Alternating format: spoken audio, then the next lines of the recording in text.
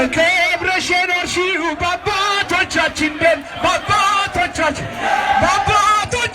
ደም እናት ኢትዮጵያ የደፈረሽ ደም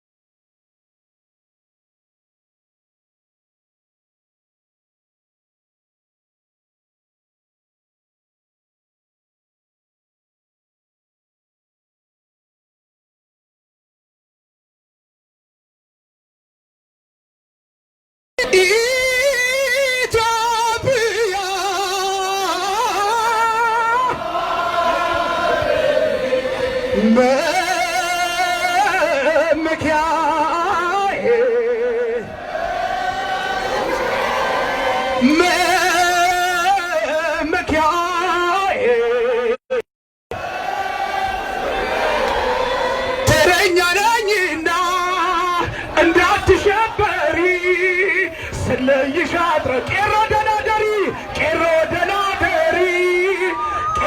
ደናደሪ ተረኛ ነኝና አንድ ላይ እንዳትሸበሪ ስለይሽ አድራለሁ ቄሮ ደናደሪ ተረኛ ነኝና እንዳትሸበሪ ስለይሽ አድራለሁ ቄሮ ደናደሪ ያሆ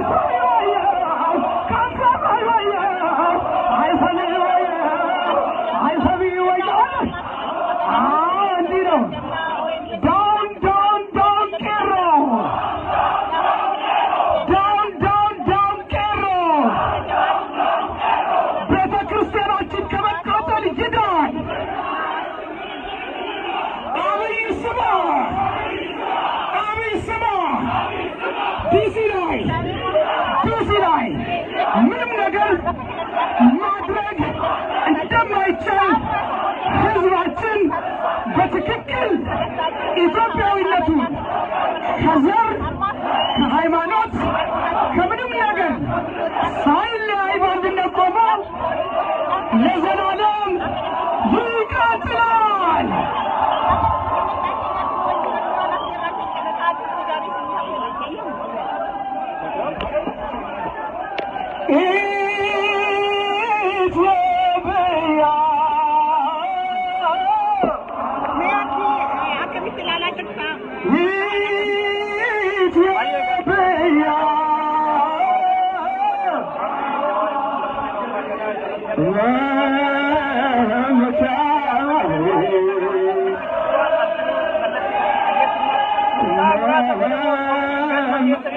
galma deemna hamma galma deemnitti asitti hordofaa waan asitti ta'aa jiru qophiin galma keessatti ta'u akkuma tureetti jira namne waan asitti jiru daawwaddaa kallattii Itoophiyaa kana wajjin waa waraab jedhu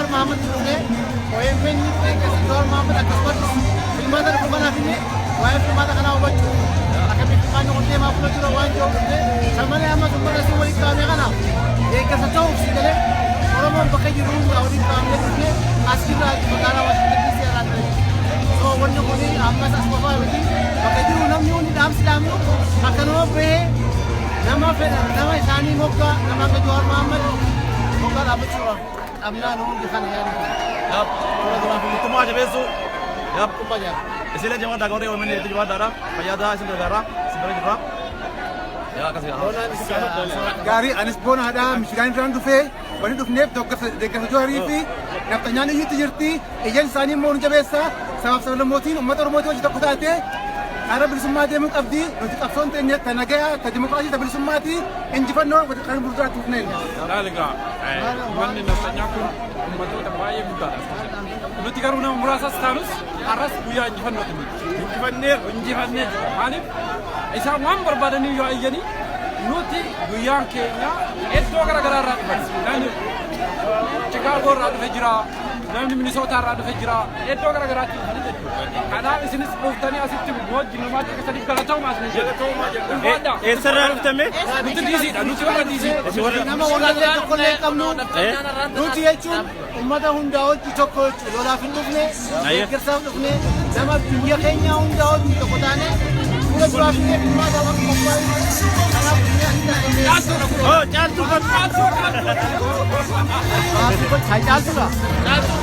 Daawwattoota keenya Caaltuu Siraaj qabannee dhiyaannee jirra. Akkuma beektanii Caaltuu Siraaj Atilaantatti uffata kana uffachuudhaan alaabaa Oromoo uffachuudhaan hedduu isin gammachiiftee turte. Caaltuu Siraaj baga nagaa.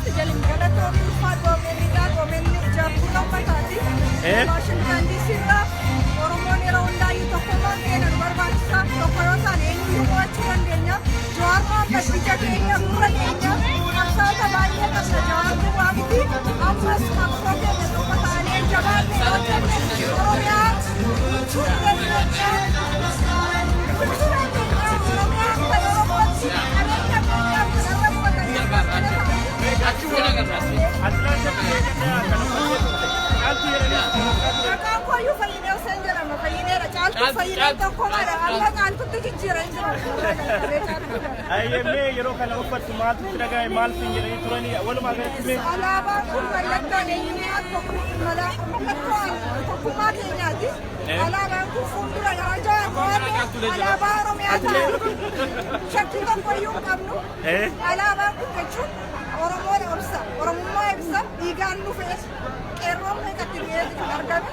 Alaabaan kun nuuf kabaja guddaa qaba, iddoo guddaa qaba. Laakamaatiif ani fi abbaa manaatti himaa rafanaadha. Waan qabnu Jawaarii fi deeggartoota Jawaariitti yoo kennin ilaali maaf hojjetu dhaloota dhufuuf waa dabarsu. Kanaaf waanan qabnu humna qabnu qabeenya qabnuunis faana hirmaannaa jechuudha ergaa guddaa. Yeroo biraa naa barreessi. Hinaasofne.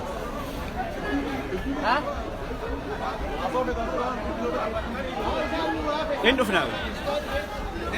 Kabajamtoota daawwattoota keenya akkuma argaa jirtan egaa mormitoonni Jawaar Washington DC keessatti kan argaman yeroo ammaa kana galma Oromoo Community of Washington DC gidduutti argamu. Maarree egaa kabajamtoota daawwattoota keenya sagantaan marii Jawaar Mohaammed hawaasa Oromoo Washington DC waliin qabu galma keessatti ni gaggeeffama. Sa'aatii muraasa booda sagantaan kun kan jalqabu ta'a nutis garas deemnee sagantaa achi jiru isin agarsiifna. Ammasitti mormitoonni Jawaar kan Washington DC jiran bifa kanaan qindaa'anii jiru. Daawwadhaa sanan booda gara galmaa deemna.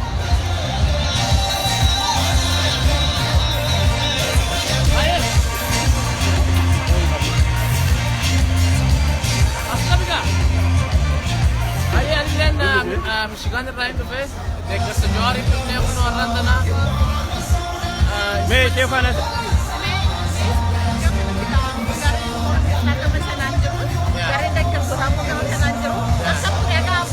wallahi hedduu bareedaadha har'aan tana nafxanyaa garaa gubnee jirra. Deeggarsa Jawaar deeggaruuf Michigan irraa dhufnee Jawaar ishee Oromoon faayidaa Oromootiin nama dhaabbatee nama haqaan dhaabbatee har'aas waliin sirnaadha. sagalee keessa Jawaariin akka deeggarsa natti himtee jirta. Jawaar immoo filannoodhaaf bara 2020tti nan hirmaadha jedhee filatee dhufeera.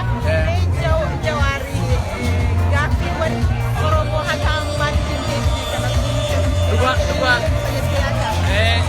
ni beeknamu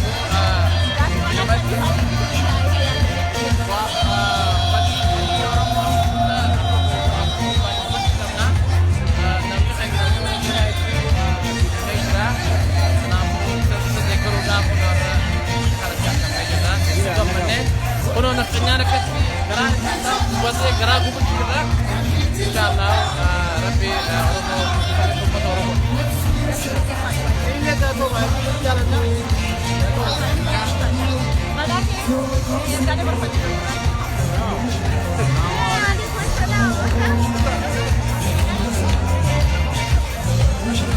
hayyee kabajamtoota daawwattoota keenya sababii achi gama sana sagalee guddaadhaan guddiftuudhaan dhageessaa jiraniif sagaleen keenya sirriitti hin dhaga'amu. Egaa miira gama kana jiru asumaan laaltu sagantaan Jawaar kan galmatti qabame hin haqamne akka itti fufetti jira.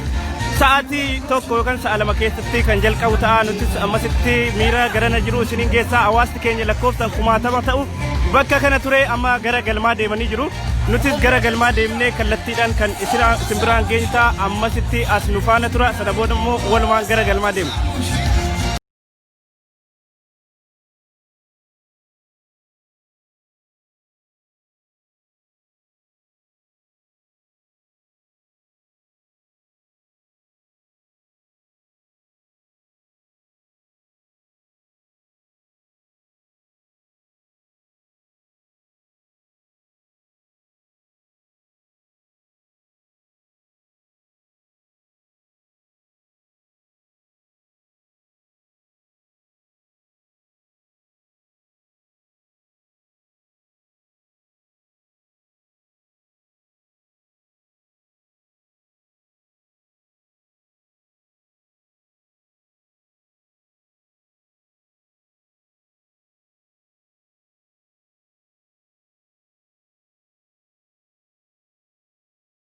Mee amma immoo community Oromoo kan Washington DC jiru isin daawwachiisa. Kan argaa jirtan waldaa hawaasa Oromoo Washington DC ti. Gara keessa seenneellee kan walumaan dubbanna. Walumaan laallaa. Mee amma gara waldaa hawaasa Oromoo kan Washington DC mana isaanii keessa isin seensaa nafaana seena.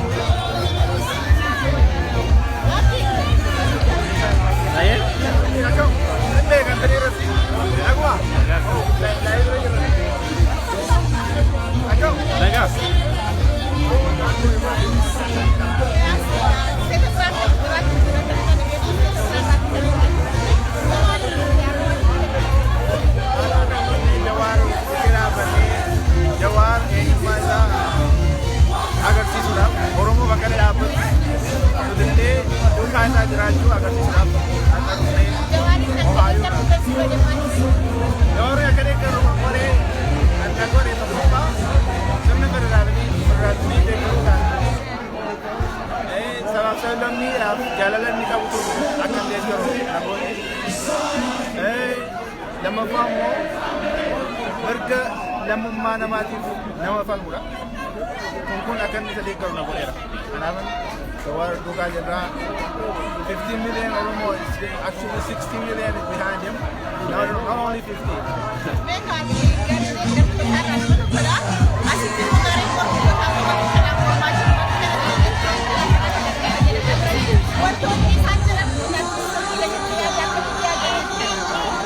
It's okay. The protest go to the no. It's a June Kuniyu democracy. Aku akan aku lain nama mata Kenya di protest sana agar semua Kenya deh freedom ini akan cara Kenya juga akan sudah. Itu kan dengan hanya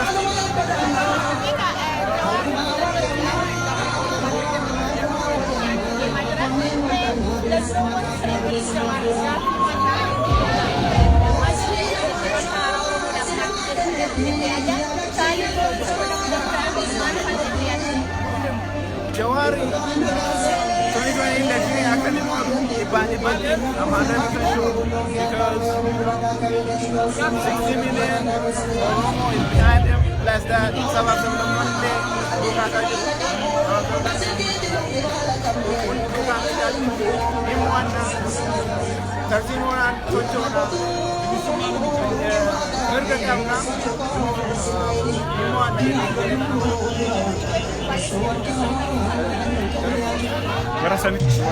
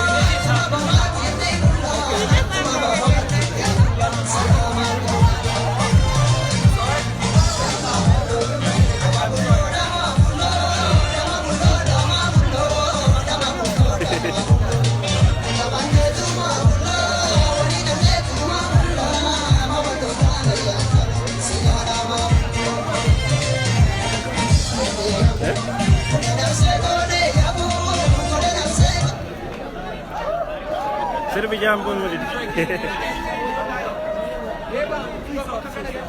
Ayeen kabajamtoota daawwattoota keenya ammas kan daawwachaa jirtanii mormii Jawaar irratti kan gaggeeffamaa jiru Washington DC'tti hawaasti Oromoo naannoo kana lakkoofsan kumaatama ta'utti as ture yeroo ammaa kana gara galmaa deemanii jiru. Mee waan as jiru daqiiqaa muraasa isin daawwachiifne kallattiidhumaan gara galmaa deemna agasittamas nu waliin tura.